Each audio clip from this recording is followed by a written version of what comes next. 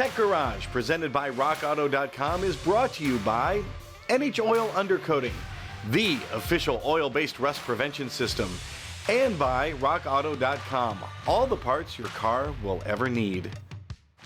Welcome back to Tech Garage, presented by RockAuto.com. In our last segment, we took our Chevy Tahoe in to service it because we had a couple of recalls. And in doing so, John, we found out we had a code, and it involved the brake fluid level sensor. Not quite sure what's going on there. We'll check that out. But first, let's talk about brake fluid. Now, this isn't like the old days when you just took any old brake fluid, dumped it in, and for any car, you were good to go. No, you can't do that anymore. There's all types of brake fluid. But what's important, the higher the number, the higher the boiling point, and even more important, .5 is silicone-based. The other ones are glycol. They're not interchangeable. All right, that's why you want to check your manual to make sure you're getting the right brake fluid. Same thing goes with coolant and oil. Everything is different in every car these days. Let's talk about brake fluid. Brake fluid is hygroscopic. That means it absorbs moisture from the atmosphere. If you've got too much moisture, your brake fluid will no longer be effective. So we've got this testing tool from RockAuto.com. Here's some brand new brake fluid. We're going to take a look at it though. I'll dip this in here, press the button. We'll see how much moisture we have in this. It's reading 2%, John, and that still shows it as being in the good level. You start to get to 3 and 4%, it is time to change your brake fluid. And brake lines contain copper alloys. So over time, as the brake fluid starts to react with those copper alloys, you might end up with copper. You will end up with copper in your brake lines and in your brake fluid. So you want to check for the copper content. You get these test strips like we got at RockAuto.com. Dip them in there. Again, this is new fluid, so I don't really have to let it sit in there for a long time. But you let that sit for about 30 seconds or so and swish it around.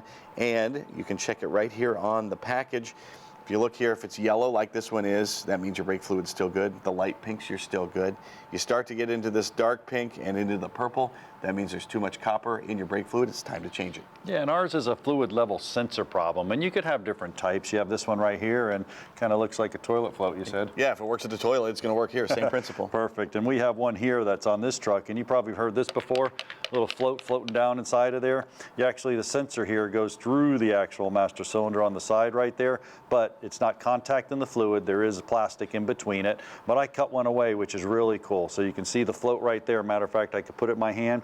There's a little magnet on it. So when the fluid goes low, it goes down, makes that magnetic field contact. Then the sensor reads it and it turns on that low fluid light. But we have a problem because we don't have low fluid and we have the light on. So follow the flow chart in true Tech Garage fashion. There you go, bam. Everything down. We took the meter, we went ahead and made some of the circuit checks, Dave, but it was really interesting when I got down there. With the fuse jumper wire, I'm going to jump the circuit, which is cool because I'm just going to simulate that there's low fluid. If that thing reads low, bingo, we got it. So why the fuse, John? A fuse jumper wire is super important because you don't want to mess up a circuit. So if you put that in a wrong jump, it's going to blow the fuse instead of your computer. Perfect. Absolutely huge. So if I come over here and I unplug it, and I go across these two wires, just the positive one side and the other one going right to it, what I'm doing is I'm basically just simulating it, and there it is. Dave, you got low? That just went to low, John. There we go. So that low told us the wire harness, the computer, everything's good. Dave, we got a sensor problem just that easy. And man, I was really amazed. I thought for sure this was going to be a dealer item. Not the case. RockAuto.com, voila, there it is. Perfect. Was that an aftermarket deal, John? No, this is actually AC Delco OEM equipment. That amazes me about Rock Auto. They have all the biggest brands and they have all the parts your car will ever need. And when we come back, we're going to inspect our van from our Keep It or Crush It segment to find out what we're going to do with that. We'll also check in at the Rock Auto desk to talk more about parts like this, name brand parts you can only get at RockAuto.com.